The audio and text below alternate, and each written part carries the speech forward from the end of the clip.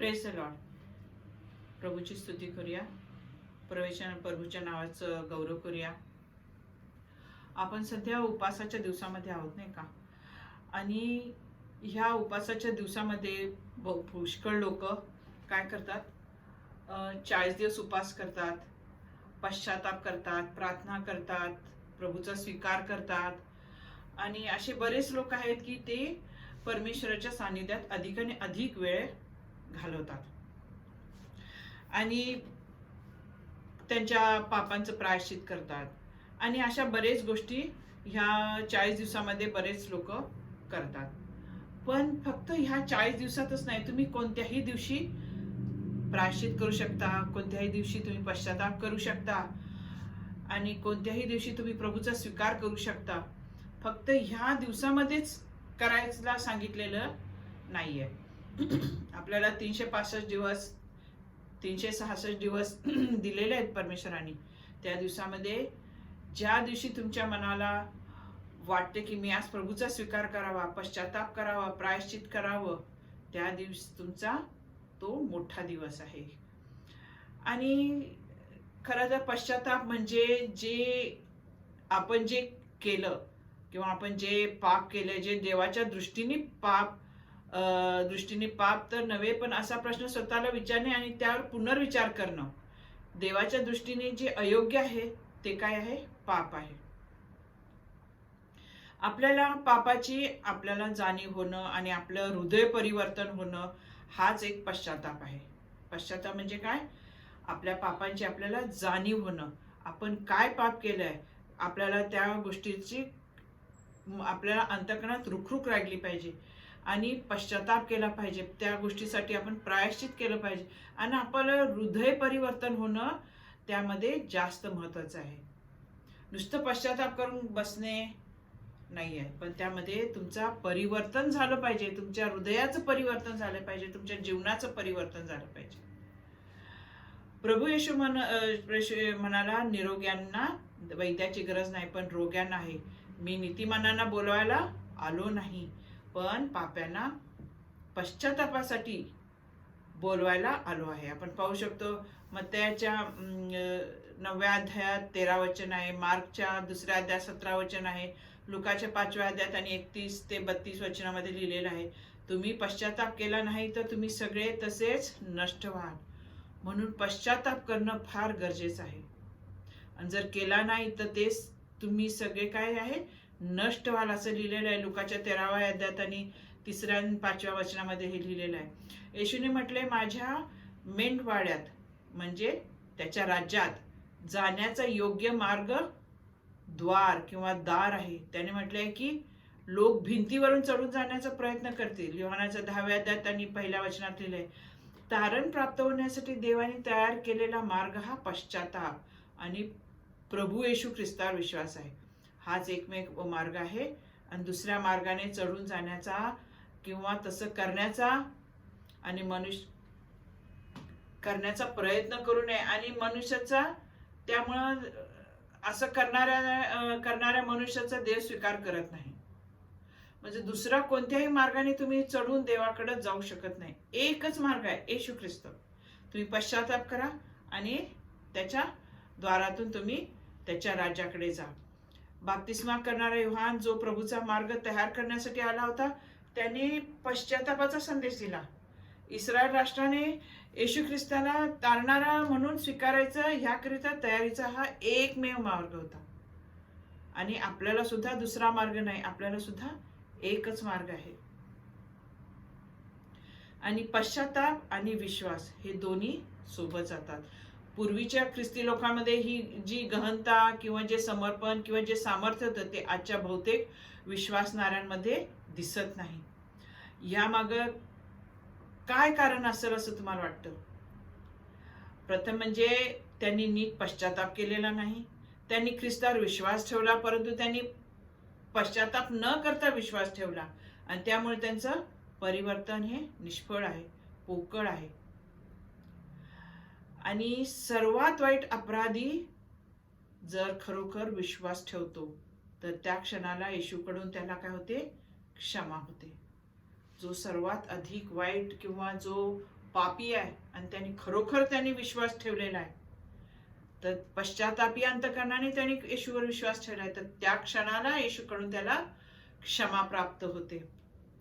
आणि हे खरे आहे का? हे खरे आहे की सर्वात वाईट अपराधी जर खऱ्या रीतीने येशूवर विश्वास ठेवतो तर त्याला क्षमा मिळते? प्रथम त्याला पश्चाताप करण्याची गरज नाही का? हो, गरज आहे. पश्चाताप करायची गरज आहे.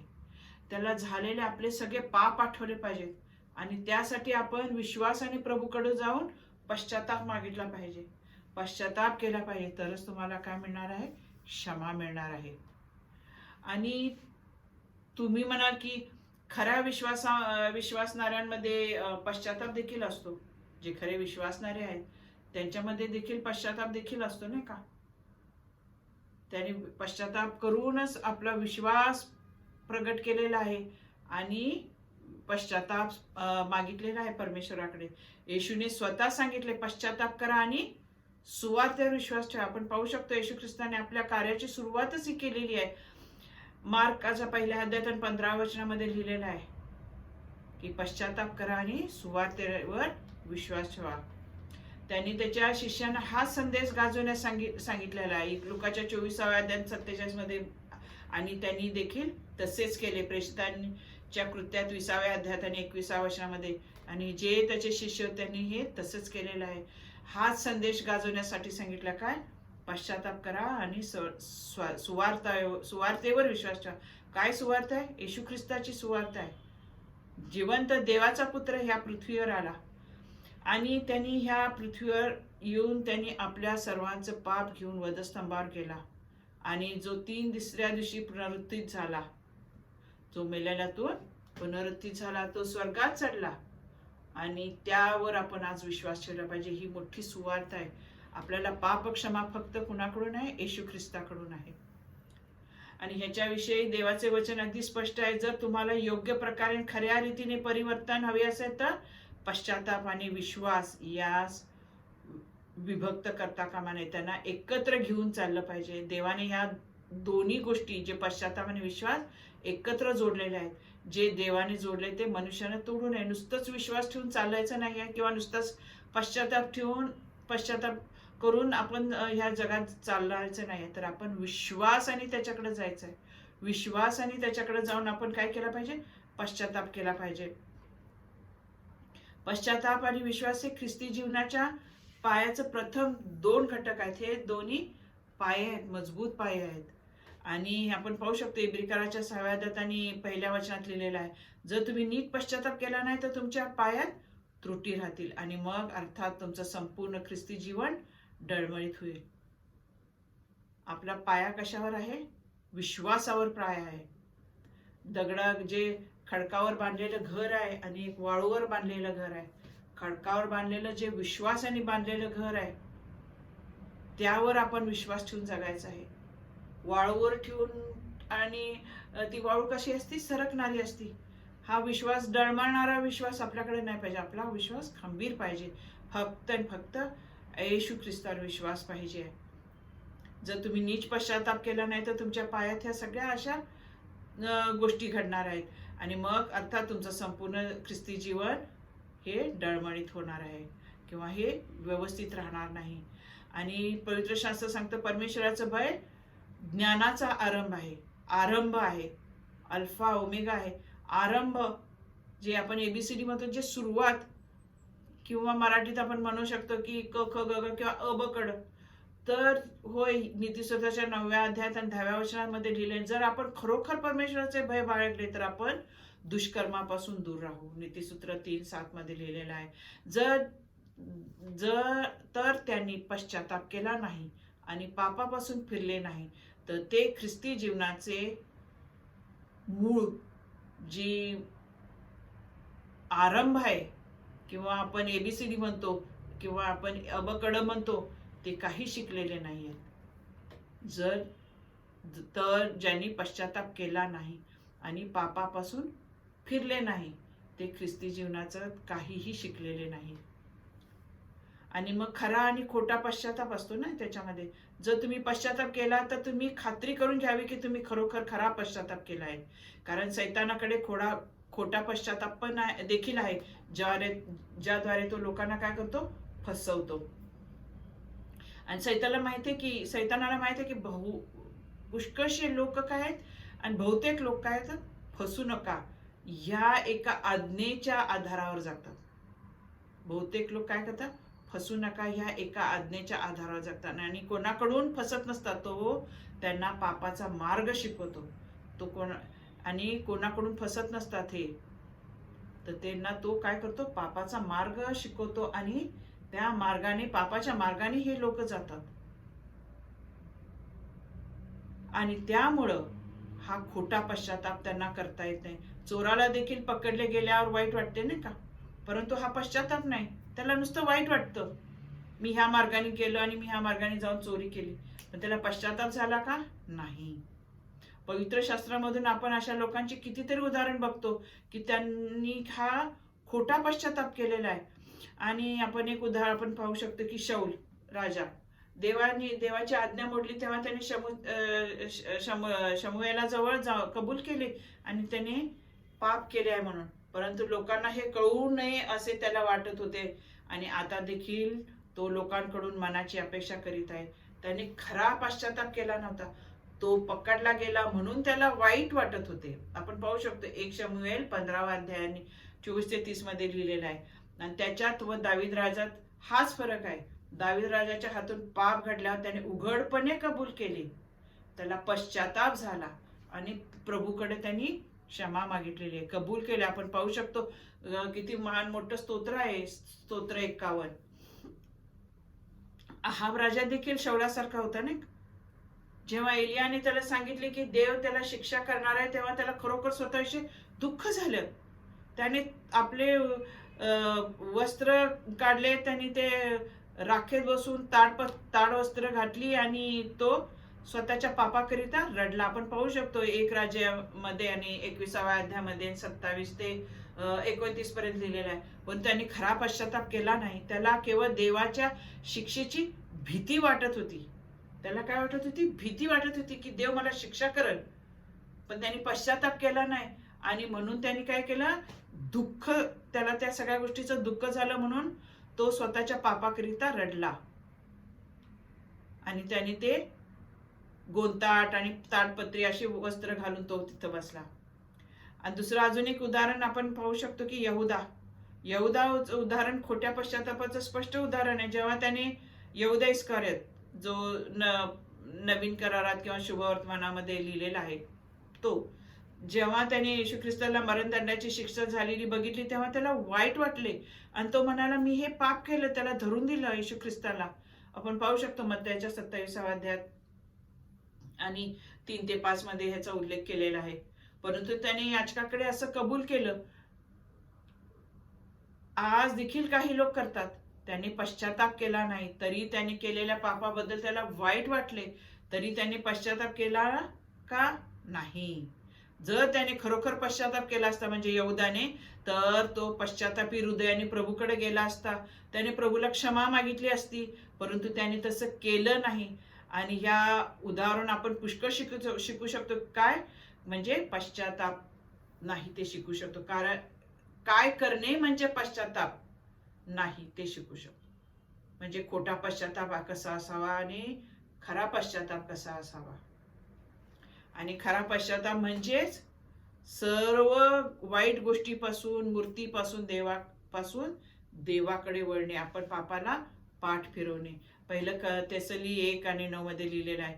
मंदिरामध्ये लाकडाच्या किंवा दगडाच्या मूर्ती म्हणजेच मूर्ती आणि पाप आहे असं नाही.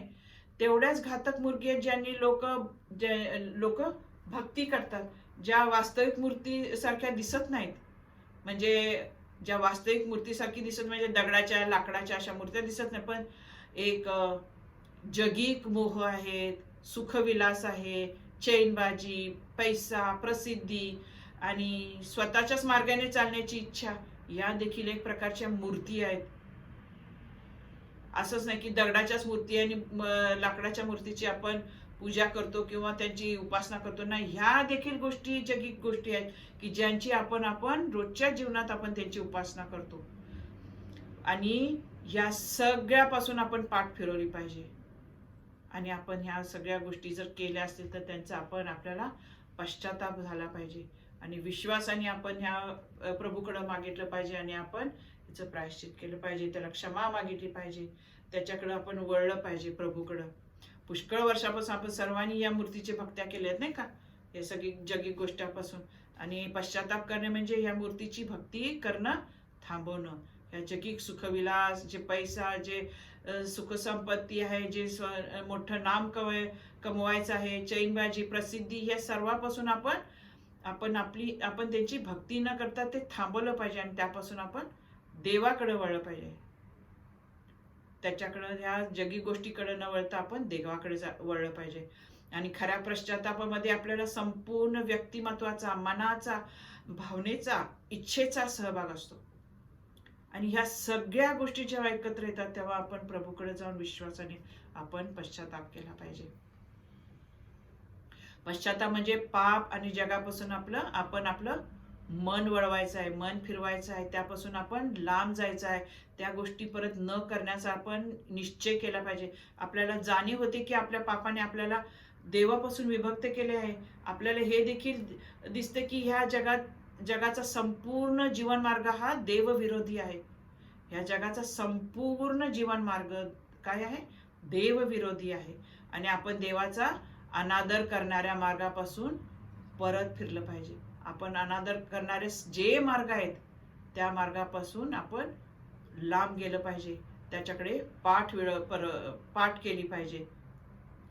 दुसरी गोष्ट म्हणजे पश्चातापामध्ये आपल्या भावनेचा समावेश पण आहे. आपल्याला पापमय जीवनाबद्दल आपल्याला वाईट वाटतं नाही का, आपल्या पापमय जीवनाबद्दल आपल्याला काय वाईट वाटतं. असं 2 कोरिंथ 7:10 मध्ये लिहिलेलं, आपल्या पूर्वीच्या कृत्यांबद्दल आपल्याला स्वतःचा वीट येतो आणि त्यापेक्षा इतरांना न दिसत असलेले आपल्यामधील मोठे पाप आपल्याला दिसून येते. आपल्याला फक्त दिसतं, ते इतरांना दिसणार नाही. एजकेलच्या 36व्या अध्यायात आणि 31व्या वचनात लिहिलेलं आहे, आपण आपल्या जीवनाद्वारे देवाला दुखवले म्हणून रडतो, शोक करतो. पवित्र शास्त्रात पुष्कळशा थोर पुरुषांची उदाहरणं आहे की त्यांनी पापांची जाणीव झाल्यावर अशीच प्रतिक्रिया व्यक्त केलेली आहे. उदाहरणार्थ दावीद आहे, 51 स्तोत्रात लिहिलेलं आहे. इयोब 42:6 मध्ये लिहिलेलं आहे इयोबाबद्दल. पेत्राबद्दल लिहिलेलं आहे मत्तयाच्या 26व्या आणि 26व्या अध्यायात. हे सर्व पापाबद्दल पश्चाताप करीत असताना रडलेले आहेत. त्यांना दुःख झालेले आहे की मी हे काय केलं. ह्या पश्चाताप केला पाहिजे. परमेश्वराजवळ येऊन त्यांनी रडलेले आहेत आणि पश्चाताप केलेला आहे, विश्वासाने आलेले आहेत. येशूने त्याचप्रमाणे प्रेषितांनी आपल्याला आपल्या पापाबद्दल रडण्यास व शोक करण्यास सांगितलेला आहे. आणि ह्याचा उल्लेख केलेला आहे मत्ते 5:4 मध्ये आणि याकोब 4:9 मध्ये लिहिलेला आहे. देवाकडे परत जाण्याचा हा एकच मार्ग आहे. देवाकडे परत जाण्याचा हा एकच मार्ग आहे. पापाबद्दल पश्चाताप करून रडून शोक करून तुम्ही त्याच्याकडे समोर या, प्रभू समोर या. आणि शेवटी पश्चातापामध्ये आपल्या इच्छेचा सहभाग असतो ना. आपल्याला आपण हट्टी स्वार्थी स्वभाव सोडावा लागतो. त्यासाठी नाही, मी नाही पश्चाताप करणार, मी कुणाला क्षमा मागणार नाही, मी कुणाकडे हात पसरणार नाही. असा जो हट्टी स्वभाव, स्वार्थी स्वभाव असतो तो आपल्याला सोडायचा आहे. येशूला आपल्या जीवनाचा प्रभू करायचा आहे. म्हणजेच की इथून पुढे आपण देवाच्या इच्छेप्रमाणे वागणार आणि त्याच्या इच्छेप्रमाणे करणार. त्याकरिता कोणतीही किंमत मोजावी लागली तरी चालेल, पण कितीही अपमान सहन करावा लागला तरी चालेल, पण मी त्याच्या इच्छेप्रमाणे मी वागणार. माझी इच्छा नाही तर प्रभू तुझी इच्छा. आपण उद्या पुत्राचं उदाहरण पाहिलेलं आहे किंवा उद्या पुत्राबद्दल आपण पुष्कळ ऐकलेलं आहे. आपल्या वडिलांच्या घरी परत आला तेव्हा तो पश्चातापी हृदयाने, परिवर्तन झालेल्या मनाने परत आलेला आहे. तो त्याच्या पित्याची इच्छा पूर्ण करण्याच्या तयारीने तो परत आलेला आहे. हा खरा पश्चाताप आहे. आपण पाहू शकतो लुकाच्या 15व्या अध्यायामध्ये ही फार सुंदर ही कथा या ठिकाणी लिहिलेली आहे, उद्या पुतळा आणि त्याचे वडिलांबद्दल. आपण केलेले प्रत्येक लहान सहान पाप देवाजवळ कबूल करण्याची गरज आहे. पुष्कळ वेळा सगळीच पाप आपल्याला आठवत नाहीत किंवा शक्य नाही. उधळ्या पुत्राने तसं केलं नाही. त्यांनी म्हटले, बाबा मी तुमच्या विरुद्ध आणि स्वर्गीय पित्याच्या विरुद्ध मी काय केलेलं आहे? पाप केलेलं आहे. आणि आपण आज तसंच म्हणायचं आहे, मी तुमच्या विरुद्ध प्रभू, मी तुझ्या विरुद्ध आणि स्वर्गीय पित्याच्या विरुद्ध मी पाप केलेला आहे. मला क्षमा कर. मी पश्चातापी अंतःकरणाने तुझ्याजवळ आलेला आहे. मला शोक आणि रडून तुम्ही प्रभूकडे या आणि तो पहा तुम्हाला तुमचा स्वीकार करेल. तुमच्या अंतःकरणाला शांती मिळेल. आणि हे लक्षात ठेवलं पाहिजे की यहूदा इस्करियोत देखील, त्यांनी देखील म्हटले, मी पाप केले आहे. इस्करियोतच्या कबुलीमध्ये आणि उधळ्या पुत्राच्या कबुलीमध्ये फार फरक आहे, फार मोठा फरक आहे. यहूदा इस्करियोताला पश्चाताप नाही झाला, पण उधळ्या पुत्राला पश्चाताप झाला. देव आपण बोलत असलेल्या शब्दांनाच ऐकत नाही, आपल्या शब्दामागची भावना देखील तो ओळखतो आणि त्याप्रमाणे तो आपल्या सोबत वागतो. पश्चातापाचं फळ सार्वकालिक जीवन आहे, तारण आहे आणि तो तुम्हाला आणि मला त्याच्याजवळ घेऊन जाण्यासाठी तो तयार आहे. आणि बाप्तिस्मा करणाऱ्या योहानाने पुरुषांना म्हटले की त्यांनी पश्चातापास योग्य असे फळ द्यावे. पश्चातापास योग्य असे फळ द्यावे. मत्तयाच्या 3 अध्यायात आणि 8व्या वचनामध्ये लिहिलेलं आहे. जर आपण खरा पश्चाताप केला तर आपलं संपूर्ण जीवन बदलून जाईल. पश्चाताप केल्यानंतर सर्वप्रथम आपण एक गोष्ट करायची, ती म्हणजे आपल्या जीवनात केलेल्या चुकांपासून आपण लांब गेलं पाहिजे. ज्या ज्या चुका केलेल्या आहेत त्यापासून आपण दूर गेलं पाहिजे. आणि इतकं दूर गेलं पाहिजे की जो येशूचा मार्ग आहे त्या मार्गावरून आपण चाललं पाहिजे. आपण शुभवर्तमानामध्ये जक्कयाविषयी वाचतो नाही का? ज्या क्षणी येशूने जक्कयाच्या घरात प्रवेश केला त्या क्षणी जक्कयाला आपली पापं दिसू लागली. आपण पाहू शकतो लुकाच्या 19व्या अध्यायामध्ये जक्कयाची ही कथा लिहिलेली आहे. आणि जक्कय काय करणारा होता? पैशावर प्रीती करणारा मनुष्य होता. परंतु जेव्हा पश्चातापामध्ये कोणत्या गोष्टी असाव्यात ह्याची त्याला कल्पना झाली, त्याला माहित होतं की जर येशूचा शिष्य व्हायचं तर आपल्या जीवनात केलेल्या सर्व चुकांबद्दल आपण त्याची भरपाई केली पाहिजे. आणि त्यामुळे त्याला मोठ्या प्रमाणात पैशाचा तोटा होणार होता, कारण त्याने पुष्कळांना लुबाडलं होतं. परंतु पश्चाताप करीत असताना पूर्ण मनाने पश्चाताप करायचा आहे. आणि त्याला तसंच वाटलं की पूर्ण मनाने आपण पश्चाताप केला पाहिजे.